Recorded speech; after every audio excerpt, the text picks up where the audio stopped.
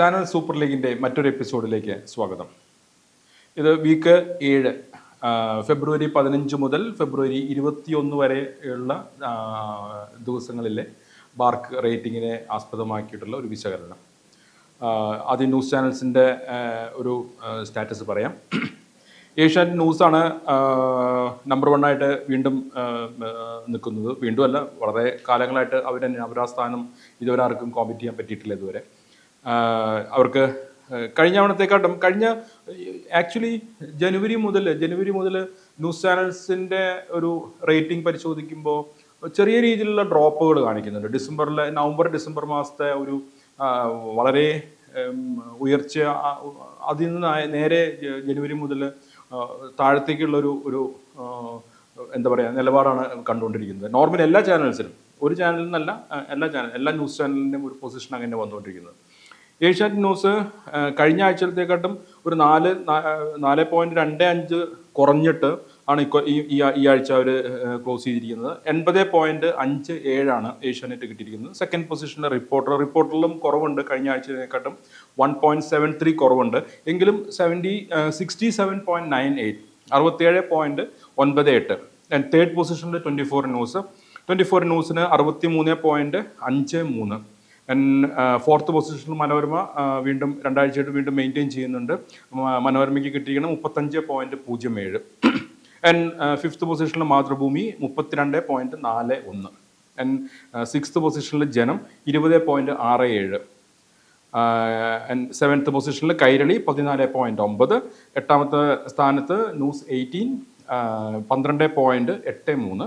Ninth പൊസിഷനിൽ media one 8.02. ഇതിൽ ഇപ്പോൾ ഈ ആഴ്ചയിൽ ഡ്രോപ്പ് നോക്കുകയാണെങ്കിൽ ഏഷ്യാനെറ്റിനാണ് കുറച്ച് കൂടുതൽ ഡ്രോപ്പ് ഉള്ളത്.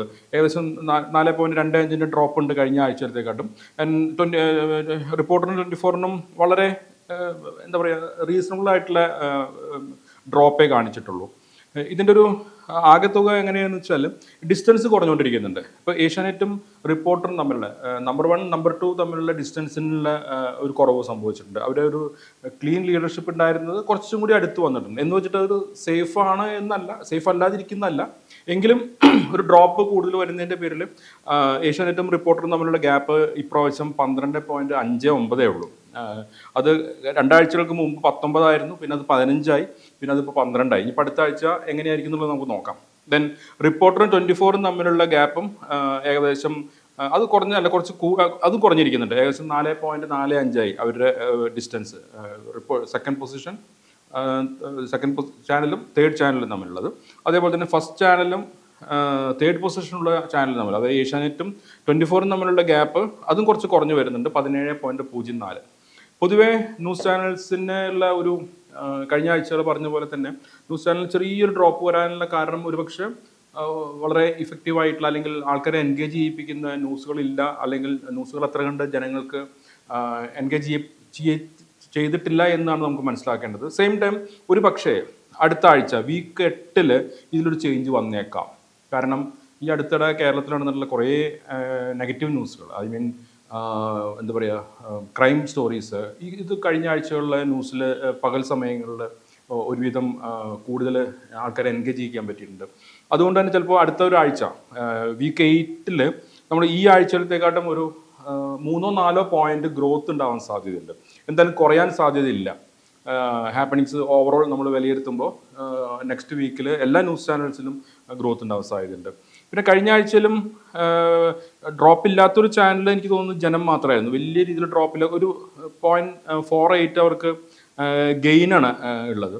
ബാക്കി എല്ലാ ചാനലിലും ഡ്രോപ്പ് ഇരിക്കുമ്പോൾ ജനം മാത്രമാണ് ചെറിയൊരു പോസിറ്റീവായിട്ടുള്ള ഒരു പോസിറ്റീവ്, അത് പഠിക്കേണ്ട ഒരു ഗ്രോത്തോ ഒന്നുമല്ല, അത് ചെറിയ രീതിയിലുള്ള ഒരു ചേഞ്ച് വന്നിട്ടുള്ളത് അവർക്ക് മാത്രമാണ്.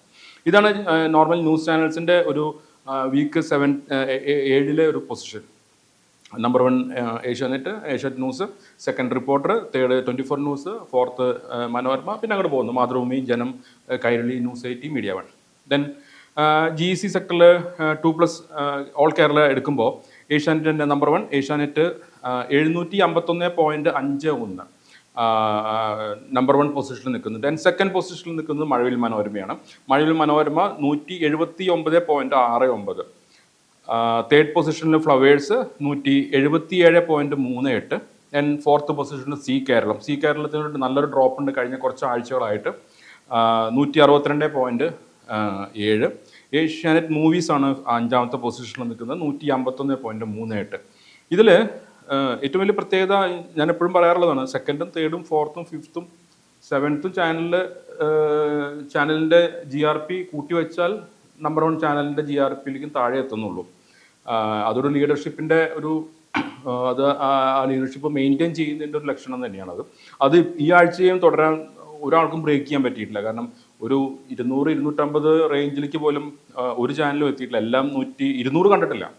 സെക്കൻഡ് പൊസിഷൻ നിൽക്കുന്ന ചാനലിന് 179 ഉള്ളൂ, തേർഡ് 177 ഉള്ളൂ. അപ്പോൾ സെക്കൻഡും തേർഡും ഫോർത്തും തമ്മിൽ നെക്ക് ടു നെക്ക് കോമ്പറ്റീഷൻ വേണമെങ്കിൽ പറയാം. പക്ഷേ നമ്പർ 1 ചാനൽ എപ്പോഴും നമ്പർ 1 ആയിട്ട് തന്നെ നിൽക്കുന്നു. അതിൻ്റെ കണ്ടന്റിൻ്റെ ഒരു സവിശേഷത കൊണ്ടാണോ, ആൾക്കാരുടെ ഹാബിറ്റാണോ, അതല്ല ഇതിനെല്ലാം നമുക്ക് കാരണങ്ങൾ കണ്ടെത്താൻ പറ്റും. ഒരു പക്ഷേ കണ്ടന്റിൻ്റെ ഒരു സ്വീകാര്യത തന്നെ ആയിരിക്കണം. കാരണം ജനങ്ങളുടെ ഇടയ്ക്ക് എത്തുന്ന, അല്ലെങ്കിൽ സീരിയൽ കാണുന്ന, അല്ലെങ്കിൽ പ്രൈം ടൈം ടെലിവിഷൻ ഓഡിയൻസിനെ കറക്റ്റ് ഹുക്ക് ചെയ്യാൻ പറ്റുന്ന കണ്ടന്റുകൾ അവർ ഡെലിവർ ചെയ്യുന്നു എന്നുള്ളതുകൊണ്ട് തന്നെയാണ് അവർക്ക് 1ാം സ്ഥാനം കിട്ടുന്നത്. നമ്മൾ കണ്ടന്റുകൾ ഒരു റാൻഡം ആയിട്ട് നോക്കുമ്പോൾ നമുക്ക് മനസ്സിലാക്കുന്ന കാര്യങ്ങളാണ്. ഫിക്ഷൻ ആണെങ്കിലും ശരി, നല്ല കണ്ടന്റുകൾ വേറെ ചാനൽസ് വരുന്നുണ്ടെങ്കിലും ആ പ്രേക്ഷകരെ തൃപ്തിപ്പെടുത്തുന്ന രീതിയിലുള്ള കണ്ടന്റ് ഏഷ്യാനെറ്റിനോടും കൊടുക്കാൻ പറ്റുന്നുണ്ടാവില്ലായിരിക്കും. അതുകൊണ്ടായിരിക്കും അത്രയും റേറ്റിംഗ് ഡ്രോപ്പ് കാണിക്കുന്നവർക്ക്. എന്തായാലും GC സെക്ടറിൽ വേറെ പുതിയ മാറ്റങ്ങളൊന്നും ഉണ്ടാവാൻ സാധ്യതയില്ല. അടുത്ത ആഴ്ചയും ഏകദേശം ഇതേ റേഞ്ചിൽ തന്നെ ആയിരിക്കും പോകാൻ സാധ്യതയുള്ളത്. ന്യൂസ് ചാനലിൽ മാത്രമാണ് ഒരു വ്യത്യസ്തത ഉണ്ടാവാൻ സാധ്യതയുള്ളത്. ന്യൂസ് ചാനലിന് ഒരു ഗ്രോത്ത് ഉണ്ടാവാൻ സാധ്യതയുണ്ട്. ഒരു 2-3 പോയിന്റ് അല്ലെങ്കിൽ 3-4 പോയിന്റ് വരെ എല്ലാ ചാനലിലും ഗ്രോത്ത് ഉണ്ടാവാൻ സാധ്യതയുണ്ട്.